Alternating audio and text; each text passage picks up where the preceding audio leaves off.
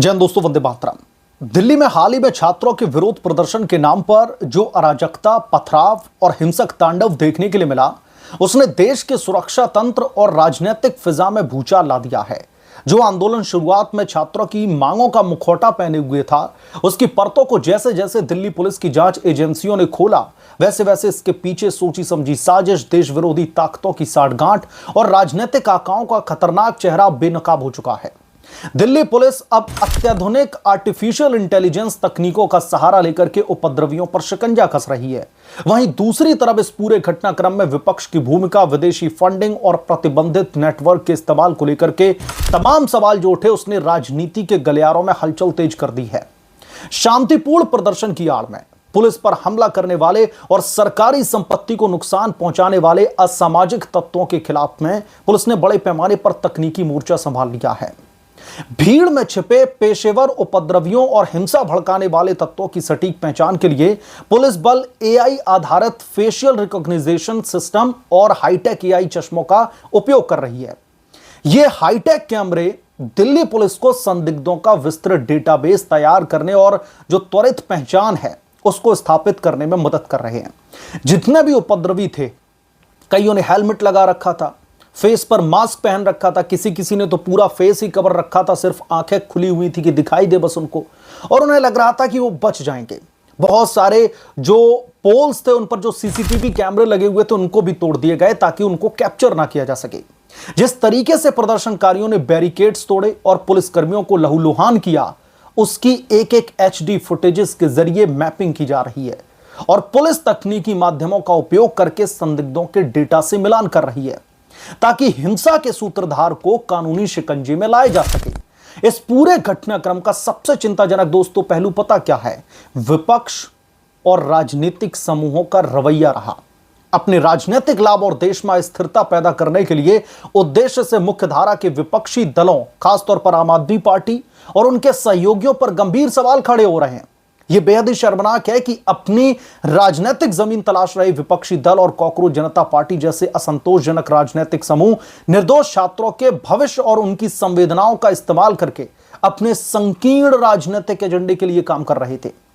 जांच में इस बात के बेहद खतरनाक संकेत मिले हैं कि देश में अव्यवस्था और अराजकता फैलाने के लिए देश विरोधी खालिस्तानी समर्थकों और विदेशी एजेंट्स के साथ में साठगांठ की गई थी। यह सिर्फ एक प्रदर्शन नहीं, बल्कि देश की संप्रभुता और शांति को चुनौती देने का एक प्रायोजित षड्यंत्र नजर आता है। जनहित के मुद्दों पर रचनात्मक बहस करने में पूरी तरीके से विफल रहा विपक्ष अब सड़क पर उतर करके हिंसा, आगजनी और सुरक्षा बलों पर हमलों को मूक सहमति और समर्थन देकर देश के माहौल को खराब करने की साजिश में जुटा था।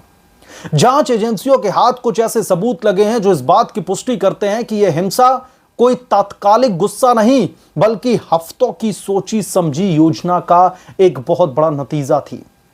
भीड़ को भड़काने, पुलिस की नजरों से बचने के लिए, बिना इंटरनेट के भी स्थानीय स्तर पर गुप्त संदेश भेजने के लिए बिटजेट जैसे जो मैसेंजर एप्लीकेशंस हैं, मैश नेटवर्किंग एप्लीकेशंस का इस्तेमाल किया गया।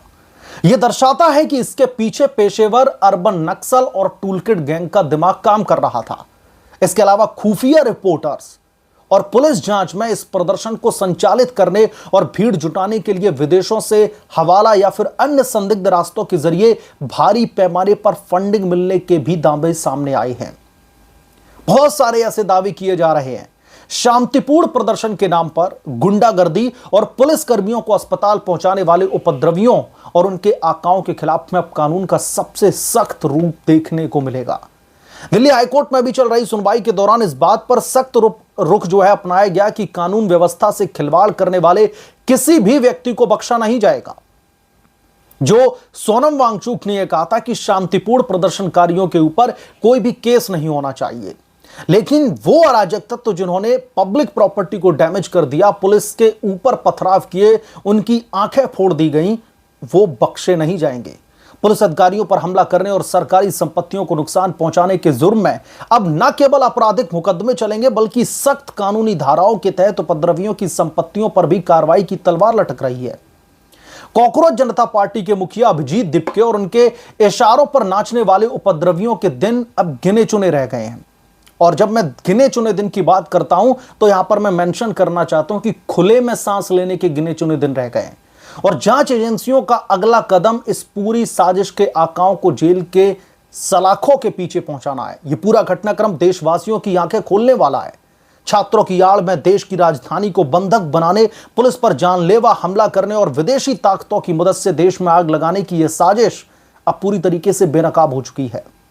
दिल्ली पुलिस की एआई सर्विलांस और जांच एजेंसियों की मुस्तैदी से अब यह साफ हो चुका है, चाहे कोई कितना भी बड़ा राजनीतिक पैरोकार या फिर विदेशी आकाओं की गोद में बैठा हो, देश की शांति से खिलवाड़ करने वालों का कड़ा हिसाब होना अब पूरी तरीके से तय है। और सबसे बड़ी बात यह है, जब बार बार इस पूरे आंदोलन में छात्रों और उन उपद्रवियों के बीच की जो लाइन है उसको हटाकर जब इसमें मिलावट की कोशिश की जाती है और बार बार लोगों को यह तकलीफ होने लगती है कि आप जो छात्र हैं, अगर वो अपने हक की लड़ाई लड़ने के लिए अगर सड़कों पर उतरे हैं, वो आंदोलन कर रहे हैं शांतिपूर्ण तरीके से, तो आप लोग उनके खिलाफ में आवाज क्यों उठा रहे हैं? आप लोगों को तो उनका साथ देना चाहिए था। वो तो एजुकेशन सिस्टम को बेहतर करने के लिए, उसको ठीक करने के लिए मांग कर रहे थे और हमारी आने वाली पीढ़ियों की बेहतरी के लिए ये सब कुछ कदम उठाया जा रहा था।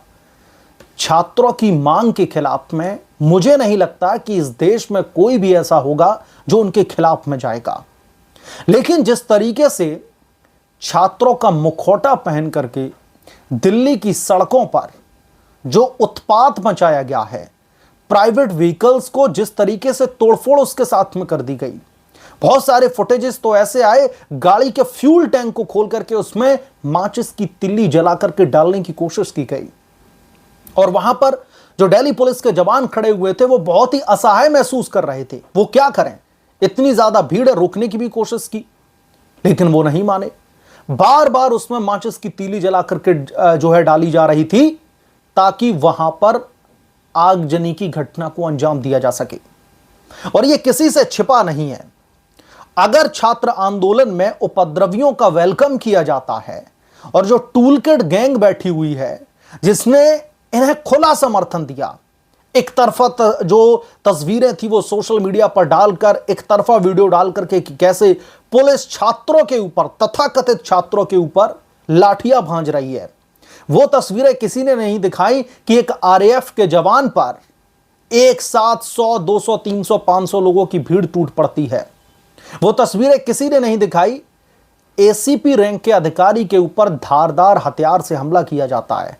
वो तस्वीरें किसी ने नहीं दिखाई दिल्ली पुलिस की महिला कांस्टेबल की आंख फोड़ दी जाती है। वो तस्वीर किसी ने नहीं दिखाई जहां पर दिल्ली पुलिस के पता नहीं कितने जो पुलिसकर्मी हैं उनके ऊपर बेतोड़ लाठियां पड़ी, पत्थर मारे गए, चोटिल कर दिया गया, उनको हॉस्पिटलाइज्ड करना पड़ा।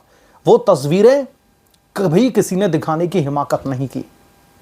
लेकिन अब दिल्ली पुलिस का जो एक सबसे स्मार्ट मूव मुझे लगा वो ये है कि जो एआई के जरिए जो फेस रिकॉग्निशन सिस्टम उन्होंने एक्टिवेट कर रखा था और एक एक करके इन लोगों की जो तमाम कुंडली है वो खंगाली जा रही है, पता लगाया जा रहा है कि कौन कहां से है, क्या इसका कोई क्रिमिनल रिकॉर्ड भी रहा है, ये सब कुछ खंगाला जा रहा है।